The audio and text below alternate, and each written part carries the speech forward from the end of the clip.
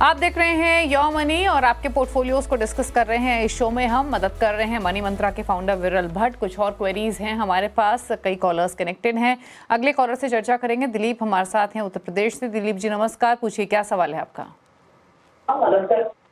मेरा नाम दिलीप कुमार गुप्ता है मैम।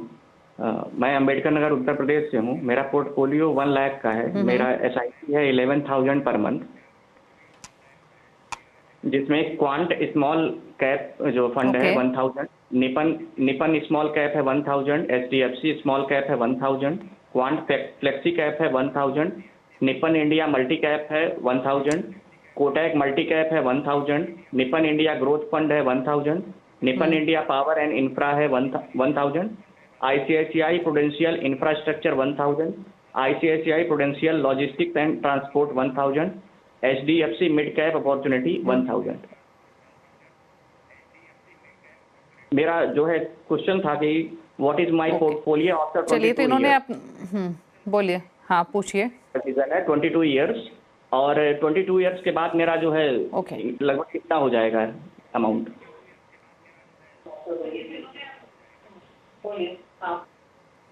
ओके, तो 22 इयर्स का होराइजन है और इन्होंने अपने सारे फंड्स के नाम बताए। बस प्रॉब्लम एक है इनके पोर्टफोलियो में कि 11,000 के SIP के लिए 11 फंड्स ही इन्होंने रख लिए हैं, जो कि शायद ज़रूरत नहीं है इस अमाउंट के लिए। आमतौर पे हर रोज़ जो हमारे व्यूअर्स इस शो को देखते हैं, एक तो बेसिक एडवाइस है जो हमेशा दी जाती है कि डाइवर्सिफाइड पोर्टफोलियो रखें, 4-5 से ज़्यादा फंड्स की ज़रूरत नहीं है। फंड हाउसेस के साथ साथ कैटेगरीज दोनों में डाइवर्सिफिकेशन रखें। But any which ways help करेंगे विरल बताइए इनके लिए क्या सजेशन 1 लाख पोर्टफोलियो की वैल्यू है, 22 ईयर्स का होराइजन।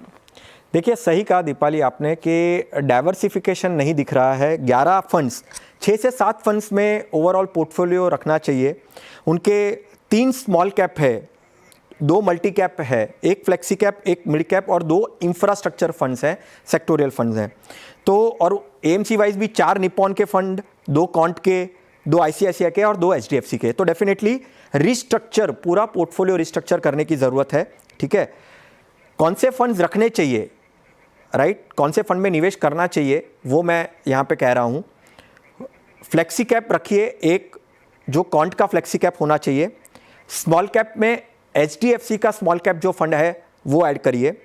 मल्टी कैप में निपॉन का एक मल्टी कैप फंड ऐड करिए।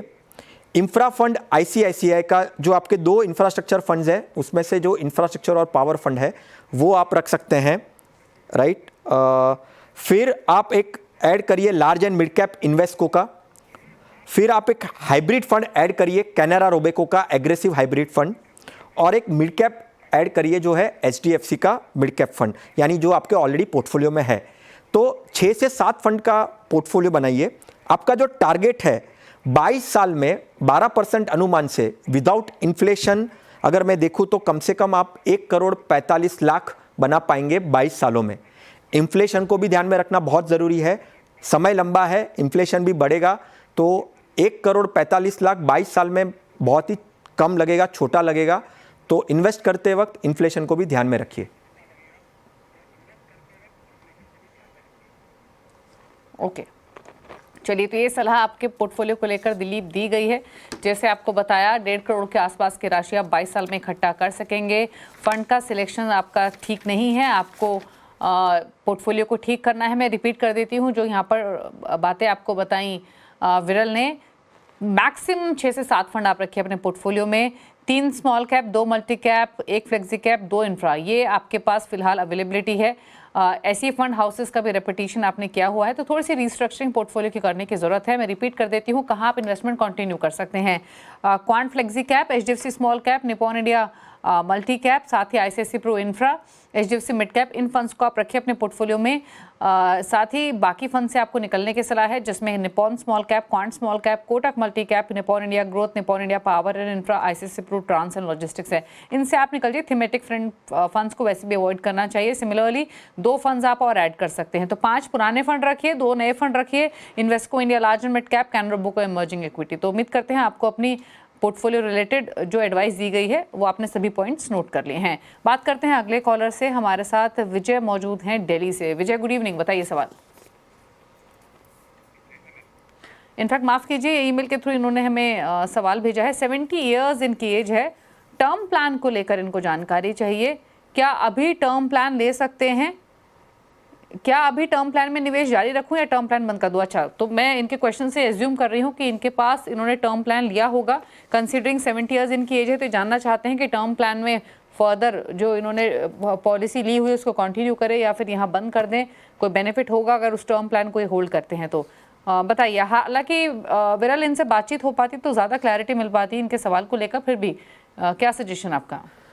देखने जाए तो डेफिनेटली आपने सही कहा कि थोड़ा और जानकारी मिलती तो काफ़ी अच्छे से आंसर दे सकते हैं, बट इंश्योरेंस पे सवाल पूछना और ये बहुत ही क्रिटिकल है, लोग बहुत ही बार इग्नोर करते हैं। देखिए, पहले तो आपको अगर देखिए आपने लायबिलिटीज़ आपकी कोई नहीं है, ये बहुत ही अच्छी बात है। दूसरी चीज़ क्या ध्यान में रखनी चाहिए, कोई डिपेंडेंट है कि नहीं। अगर आपके कोई इनकम जो आ रही है उसके ऊपर कोई डिपेंडेंट है तो आपको टर्म प्लान कंटिन्यू करना चाहिए। अभी 70 ईयर्स में जनरली अनुमान ऐसा देखा गया है कि डिपेंडेंट नहीं होते हैं।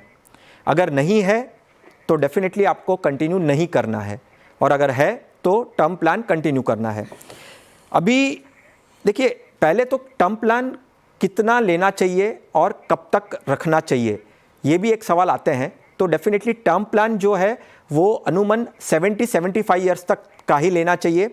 आपके अगर डिपेंडेंस कम हो जाते हैं, नहीं रहते हैं, राइट, लायबिलिटी नहीं होती है, तो डेफिनेटली टर्म प्लान को सरेंडर कर देना चाहिए।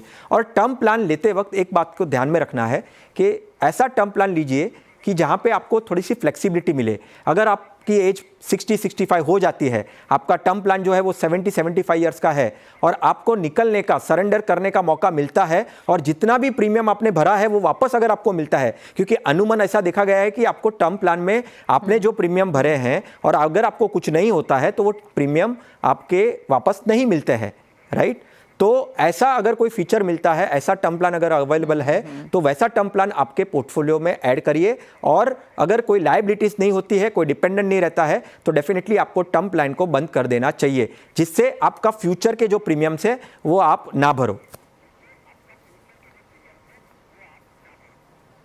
ओके, चलिए, तो ये सजेशन आपके सवाल को लेकर दी गई है। उम्मीद करते हैं जो आप पूछना चाह रहे थे एग्जैक्टली वही एडवाइस आपको मिल पाई है। चलिए फटाफट से पूछ लेते हैं विरल के टॉप 4 फंड्स, यानी वो फंड चॉइसेस जिनके साथ आप एक पोर्टफोलियो क्रिएट करना चाहते हैं। बताइए विरल। देखिए, मार्केट काफ़ी वॉलेटाइल है, डाउन साइड पे जा रहा है, ऑलमोस्ट 10-11-12% का डाउनफॉल हो चुका है अब तक। HDFC focus 30 fund, selected stocks, large cap oriented भी हो सकता है पोर्टफोलियो, तो डेफिनेटली HDFC फोकस 30 फंड आप ऐड कर सकते हैं। फ्लेक्सी कैप कैटेगरी काफ़ी अच्छी रहेगी यहाँ से, तो पराग परिक का फ्लेक्सी कैप फंड। कॉन्ट्रियन व्यू भी ले सकते हैं आप, तो इसके लिए इन्वेस्को का कॉन्ट्रा फंड भी आप ऐड कर सकते हैं। और एक ELSS टैक्स सेविंग देखते हैं, और अगर फ्लेक्सी कैप फ्लेवर भी चाहिए तो कॉन्ट का ELSS फंड मैं सजेस्ट करूंगा। ओके, तो HDFC focus 30, Parag Parikh flexi cap, Invesco contra, quant ELSS, ये टॉप 4 फंड चॉइसेस हैं विरल की तरफ से। इनके साथ आप पोर्टफोलियो क्रिएट कर सकते हैं, बट ये कंप्लीट पैकेज है और लॉन्ग टर्म के हिसाब से इन फंड्स को आप चुनें। चलिए, शुक्रिया विरल शो में आने के लिए और सभी क्वेरीज को आंसर करने के लिए। Thank you so much. इसी के साथ योर मनी में तो इतना ही। ब्रेक के उस पार भी खबरें जारी हैं CNBC आवाज़ पर। नमस्कार।